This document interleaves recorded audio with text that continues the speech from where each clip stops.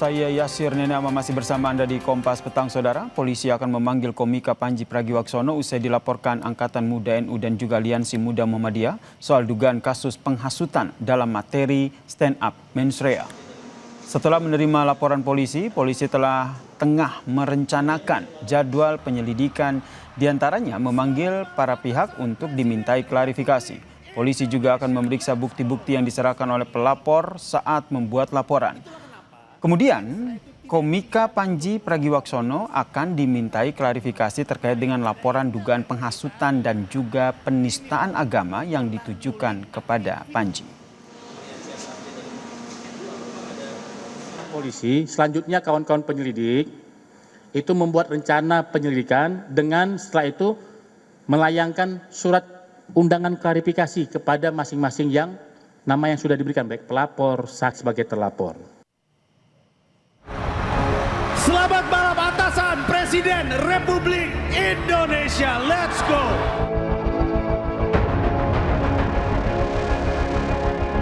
Laporan tentang dugaan penghasutan di muka umum dan dugaan penistaan agama berkaitan dengan pernyataan dalam sebuah acara bertajuk tanda kutip mens rea.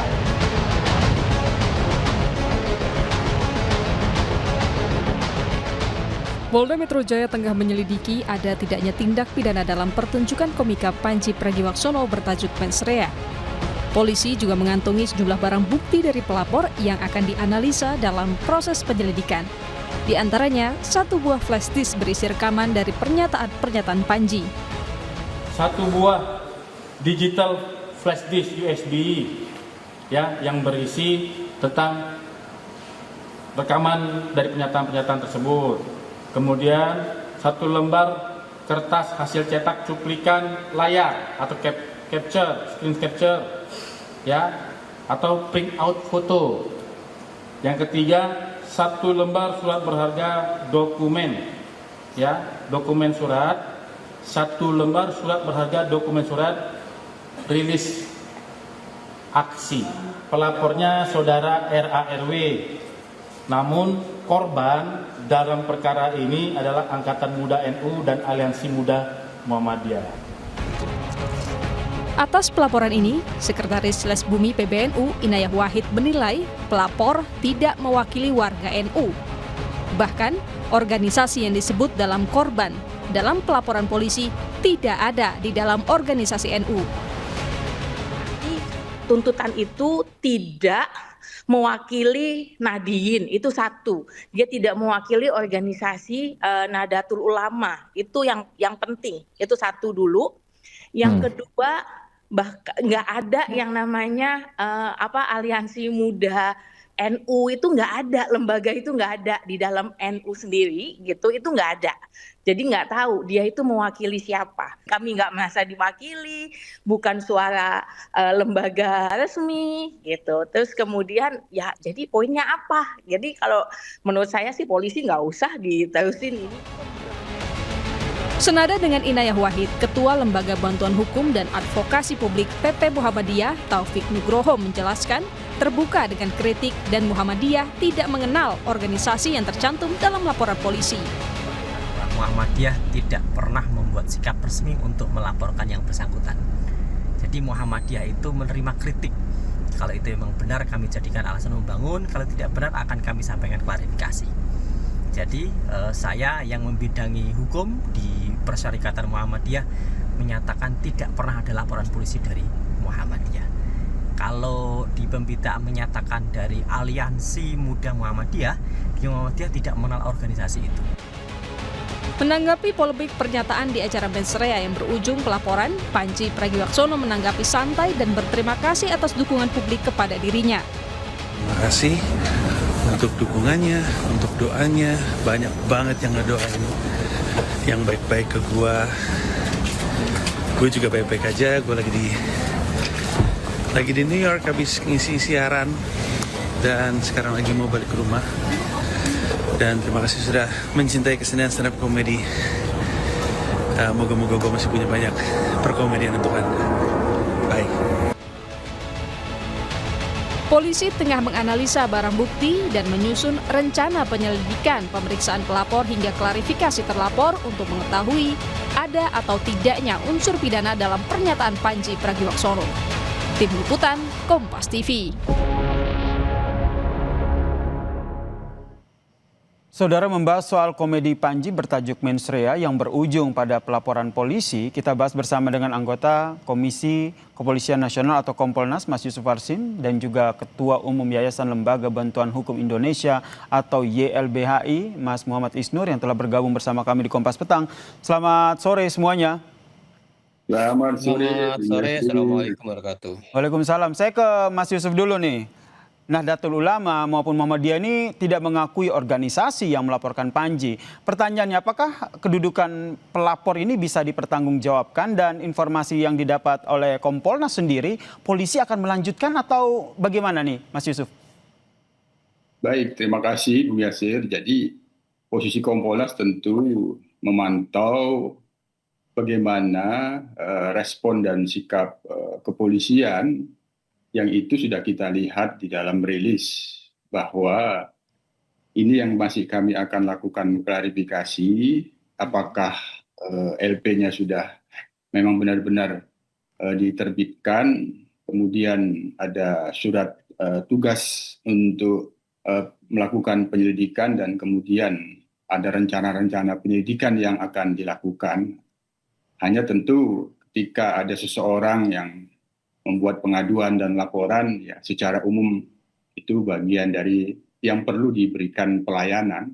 Hanya pendalaman dan analisis terhadap informasi pengaduan dan laporan, kemudian dilengkapi bukti-bukti pendukung yang menurut pelapor ataupun pengadu, tentu semuanya itu memang ya harus diberikan kepastian apakah ini bisa dilakukan penyelidikan. Kalaupun dilakukan penyelidikan, apakah akan berlanjut?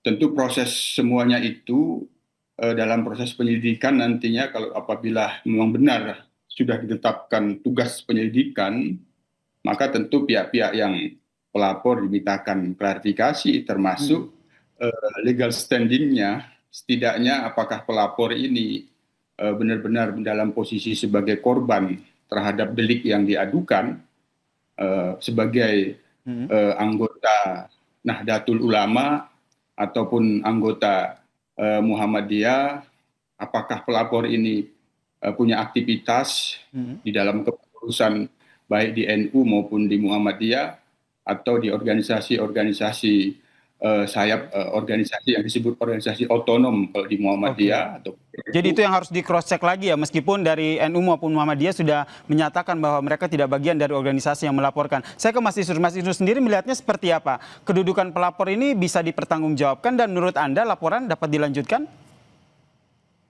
Iya, sebelum ke pelapor, Mas, apa yang dilakukan Panji itu bukan tindak pidana. Itu bagian dari berkesenian, berkebudayaan, kritik sosial, bagian dari jaminan yang dijamin oleh konstitusi, di mana orang bisa berpartisipasi secara terbuka. Jadi tidak ada tindak pidana di sana. Apalagi misalnya tadi disebutkan ada pelaporan penghasutan. Penghasutan apa? Apakah sudah baca itu polisi pasal KUHP yang baru? Penghasutan itu hanya ada dua ayat di KUHP baru. Penghasutan terhadap melawan kekuasaan dengan kekerasan gitu, atau apa, kebencian apa, karena pasalnya udah nggak ada, apalagi penistaan agama udah nggak ada pasalnya di KUHP gitu. Itu pertama. Jadi seharusnya polisi tidak meneruskan sama sekali. Ini sudah terang benderang bukan tindak pidana, apalagi memanggil terlapor buat apa? Kalau ini bukan tindak pidana, ya hentikan proses sejak awal gitu. Coba kalau emang nggak paham KUHP, konsultasilah dengan kejaksaan. Saya potong sebentar, ingin menegaskan Mas Isnur. Jadi menurut Anda ketika pertama kali polisi menyampaikan konferensi pers, yang tadi sama-sama kita dengarkan juga, harusnya langsung menyampaikan bahwa kasus ini tidak bisa dilanjutkan. Begitu yang ingin Anda tekankan? Gitu. Kalau setiap laporan yang bukan tindak pidana diteruskan, dipanggil sana-sini, capek banget penyidik. Banyak banget pekerjaan lebih penting dalam konteks pidana, pembalakan liar, penebangan pohon di hutan-hutan itu lebih penting, judi online gitu, dibanding dengan mengikuti hasrat ya pelapor yang nggak jelas. Dan yang kedua soal pelapor ya, ini harusnya bahkan kalau saya jadi kuasa hukumnya itu bisa digugat tuh pelapor-pelapor itu. Ya, NU Muhammadiyah juga bisa menggugat karena dia orang ini membawa-bawa nama organisasi, bahkan mencemarkan nama baik organisasi tanpa kuasa dari organisasi. Itu bisa digugat loh orangnya loh. Baik. Jadi bukan hanya menghentikan penyelidikan, tapi juga si pelapornya ini aneh-aneh ya. Dan menurut Bagi Anda itu bisa digugat balik ya begitu ya. Iya Sampai di dong. situ dulu. Saya ingin minta tanggapan dari Mas Yusuf Warsim nih terkait dengan apa yang tadi disampaikan Mas Isnur. Harusnya dari awal polisi sudah menyampaikan tidak perlu dilanjutkan lagi. Ya, kan itu kaitannya dengan pelayanan kepolisian. Kalau itu delik yang dimaksud itu adalah delik aduan, kepastiannya kan harus diberikan juga, tidak langsung sepihak. Tiba-tiba ini ditolak nanti, jadi dipersepsikannya itu yang perlu dihindari, adanya penolakan pelayanan. Prosesnya kita dorong bahwa semua apa yang disampaikan oleh pihak pelapor itu ya diklarifikasi, termasuk apakah pelapor itu punya kedudukan hukum tidak, mengatasnamakan sebagai korban Muhammadiyah. Dan dari pihak Muhammadiyah, sejauh yang NU dan Muhammadiyah memberikan pernyataan di publik itu malah mengundang klarifikasi. Itu artinya mengundang klarifikasi untuk dimintakan klarifikasinya secara resmi, sehingga secara formil Muhammadiyah ataupun NU memberikan seseorang yang dikuasakan bahwa itu dijelaskan di depan kepolisian, di depan penyidik bahwa itu tidak bisa mengatasnamakan apapun yang disebut aliansi atau apapun dengan menyebut terminologi Muhammadiyah ataupun NU. Nah, proses ini kan semuanya itu bagian dari proses pelayanan.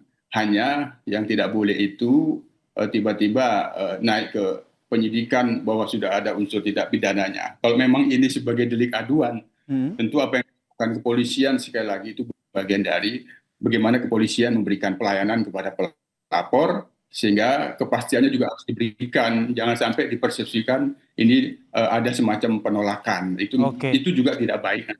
Dikhawatirkan itu ya, sehingga prosedur ini masih terus dilanjutkan. Mas Isnur. Ya gini loh, polisi itu harus paham. Sekarang situasi tentang kebebasan berekspresi itu di mana-mana tuh sedang dikritisi, terutama oleh penanganan polisi. Kan harusnya belajar dong bagaimana misalnya memproses Haris Azhar dan Fathia, memproses Daniel Tangkilisan, memproses banyak sekali aktivis atau kemudian orang-orang yang berekspresi. Ujung-ujungnya kan ini bukan tindak pidana. Harusnya kan belajar dari semua. Dan polisi sedang disorot sekarang, sedang didorong untuk reformasi kepolisian. Kenapa? Salah satunya adalah polisi sangat mudah mempidanakan orang-orang berekspresi. Itu yang Anda Nah, kalau khawatirkan polisi atau meneruskan, Mas Isnur, pertanyaan saya apa yang Anda khawatirkan ketika tadi Mas Yusuf Warsim bilang bahwa sebenarnya memproses dari kasus ini sebenarnya bagian dari merespon pelayanan, takut ada perspektif atau persepsi yang timbul begitu. Apa yang menjadi kekhawatiran Anda kalau ini masih diproses? Ya proses terima saja laporannya, kemudian langsung dibaca. Kalau saya sekali diskusi ini langsung tutup perkara penyelidikan. Nggak perlu dipanggil panjinya, ngapain dipanggil panjinya? Ini udah selesai, pelaporannya nggak jelas, pidananya nggak ada, apa yang disampaikan adalah sebuah kebenaran, sebuah fakta. Itu sudah terang benderang, jadi harusnya penyelidik dan yang terima laporan itu sudah paham ini adalah movement yang bagian dari membungkam ekspresi. Jadi ketika diteruskan ini memperpanjang, ada justru kami mencurigai ini disebut dengan negligence investigation gitu. Tapi kalau secara aturan hukum itu sah-sah saja atau seperti apa? Biar kita mengacunya pada aturan hukum. Sebenarnya prosedur dari yang dilakukan polisi itu sudah sesuai dengan tahapan atau tidak begitu? Ya gini, ini kan polisi masih penyelidikan. Artinya dia belum menemukan atau belum menentukan ada tindak pidana. Tapi ini cukup mudah menghentikan penyelidikan. Tidak perlu dipanggil panjinya, gitu loh. Jadi cukup aja dianalisis kasusnya, dilihat acaranya masih terbuka di Netflix itu, kemudian dianalisis, diskusi dengan jaksa, langsung hentikan penyelidikan. Jangan diperpanjang, ngapain dipanggil panjinya gitu. Apalagi pelapornya nggak jelas gitu. Itu kan sudah cukup terang benderang gitu. Sudah cukup terang benderang. Baik, iya, Mas Yusuf, bisakah hal tersebut akhirnya Ya, maaf saya potong nih, Mas Isnur, saya ingin ke Mas Yusuf, langsung saya konfirmasi ke Mas Yusuf Warsim sebagai Kompolnas. Bisakah hal tersebut yang tadi dijelaskan oleh Mas Isnur itu dilakukan ataupun diambil keputusannya oleh polisi? Iya, seseorang membuat pengaduan dan laporan itu kan satu sisi menjadi hak dan satu sisi lain itu kewajibannya. Itu. Jadi tentu kepolisian dalam hal ini kita memahami, menghormati itu dan memberikan pelayanan. Apabila nanti memang laporan ini, pengaduan ini tidak layak, ya itu prosedur-prosedurnya memang sudah terpenuhi. Misal, apakah pelapor ini punya kedudukan hukum tidak mengatasnamakan, punya hak sebagai korban, sebagai eksponen Muhammadiyah, yang tentu kan tinggal dibuktikan saja apakah pelapor ini punya keanggotaan Muhammadiyah atau NU, punya aktivitas selama ini sebelum membuat laporan sebagai warga NU ataupun warga Muhammadiyah. Ketika mereka menganggap dirinya punya hak, tentu kan punya hak membuat laporan dan pengaduan. Hanya persoalannya apakah pengaduan dan laporan itu ada unsurnya atau tidak. Saya kira proses ini tetap harus dihormati. Nah, sementara dari pihak Muhammadiyah dan NU di publik itu memberikan klarifikasi, ya perlu juga memberikan klarifikasi secara resmi juga bahwa atas nama pimpinan pusat atau atas nama pimpinan besar Muhammadiyah, siapapun yang mengatasnamakan itu hanya orang per orang atau individu-individu. Itu juga penting untuk jadi pegangan kepolisian. Balik lagi dengan pertanyaan saya tadi, Mas Yusuf. Jadi menurut Anda, polisi punya opsi nggak sih kalau seandainya seperti yang tadi disampaikan oleh Mas Isnur, langsung menyampaikan bahwa kasus ini tidak bisa dilanjutkan? Jangan dijawab dulu, kita perbincangkan usai jeda. Tetaplah bersama kami di Kompas Petang. Menyambung pertanyaan sebelumnya, Mas Yusuf Warsim, jadi menurut Anda, apakah polisi sebenarnya punya opsi untuk segera memberhentikan penyelidikan kasus ini atau tetap harus mengikuti proses yang berlangsung?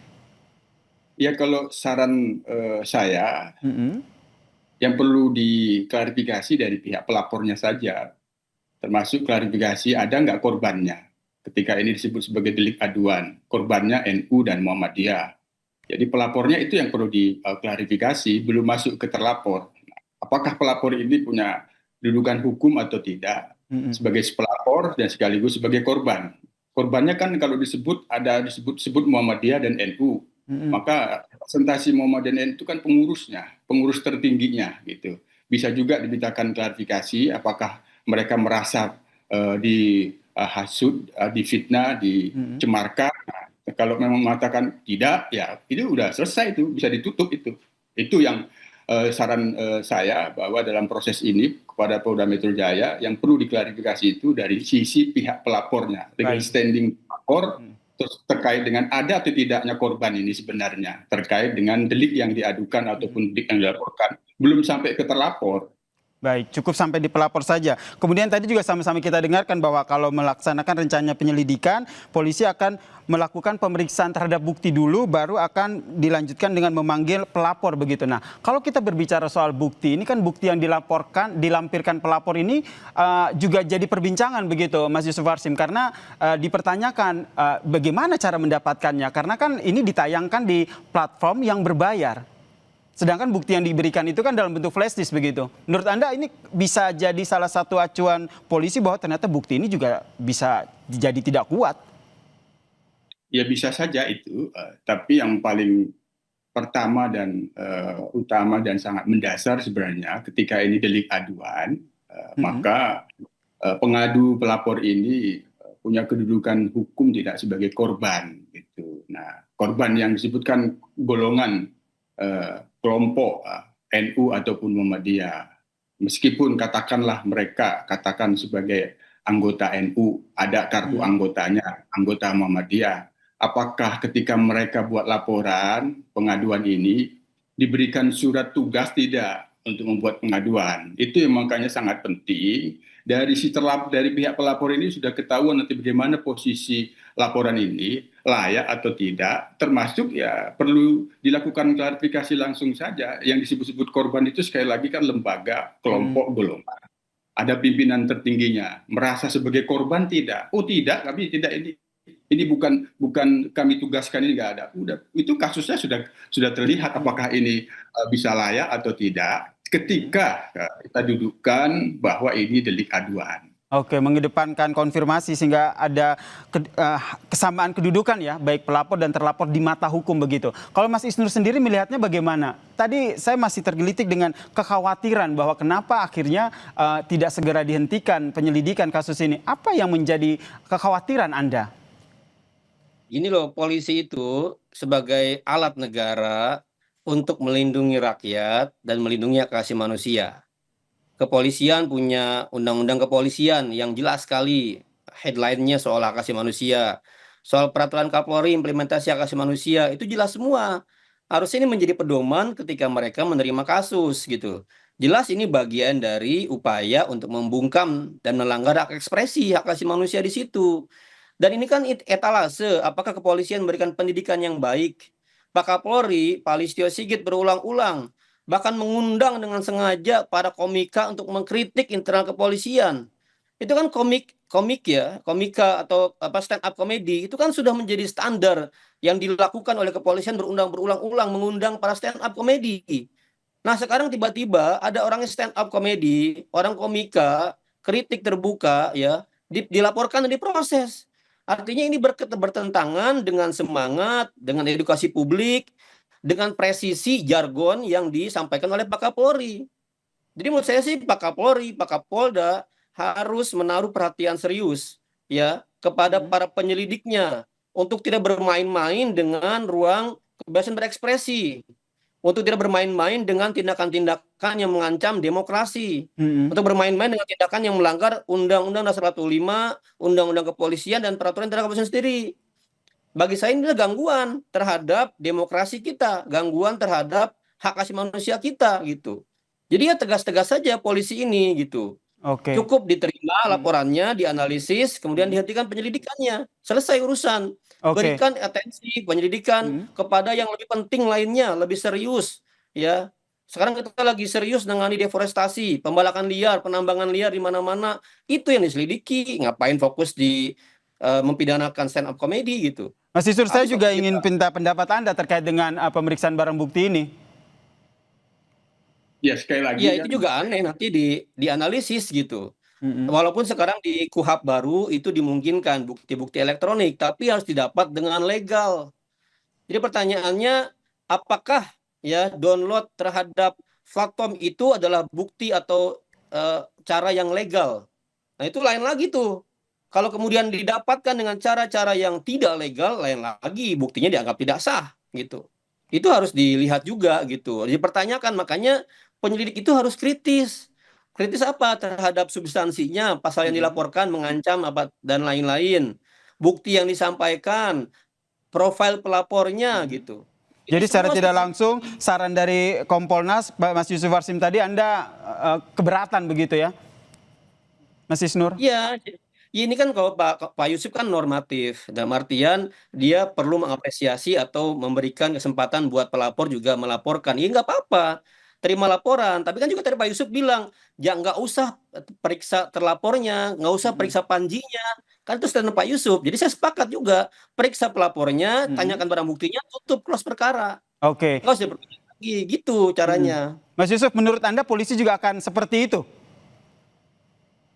Ya, sekali lagi, ketika ini adalah delik aduan, kan korban itu harus ada gitu. Bahwa apakah pelapor ini punya kedudukan hukum sebagai korban yang merasa sebagai kelompok dan golongannya yang itu dicemarkan, difitnah atau tidak gitu. Dengan terminologi sebagai kelompok golongan NU atau kelompok golongan Muhammadiyah.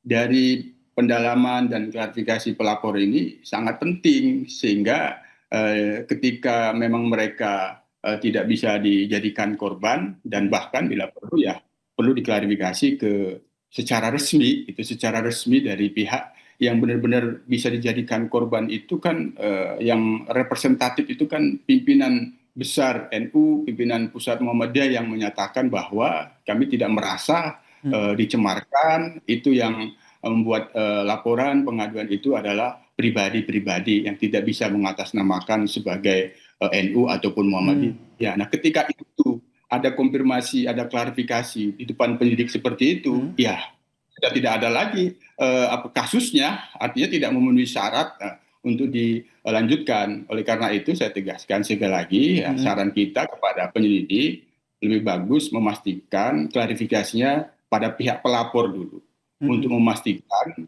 apakah sebagai korban benar atau tidak gitu. Menurut Anda apa yang dilakukan oleh polisi yang seperti Anda sarankan tadi sebagai Kompolnas akan juga mengantisipasi kekhawatiran yang disampaikan oleh Mas Isnur tadi bahwa ini bisa jadi upaya untuk membungkam kritik. Jangan sampai citra polisi juga jadi jelek gara-gara dinilai tidak bagus begitu dalam mengusut kasus ini. Bisa ketika dianggap terlalu memaksakan adanya perkara ini yang pendalaman di tingkat penyelidik untuk memastikan apakah yang disampaikan dilaporkan materinya ini benar-benar ada terlihat unsur bukti permulaannya, ya, unsur bukti permulaan yang sebagaimana yang dituduhkan atau tidak gitu. Kalau katakanlah begini, dari pelapor saya ditugaskan untuk membuat laporan. Nah, itu sudah satu bukti bahwa dia bisa dikatakan sebagai korban. Sekali lagi itu yang perlu kita pantau, yang kita dalami. Posisi yang dilakukan oleh Polda Metro Jaya ini ketika menyebut penyelidikan, ya di pihak pelapornya dulu dipastikan sebagai korban benar atau tidak. Jangan-jangan bukan. Nah, itu. Baik, kita nantikan seperti apa langkah selanjutnya dari polisi dalam mengusut kasus ini. Terima kasih Mas Yusuf Warsi, anggota Kompolnas, dan juga Ketua Umum YLBHI, Mas Muhammad Isnur, telah bergabung bersama kami di Kompas Petang dan memberikan perspektifnya. Salam sehat semuanya. Salam sehat.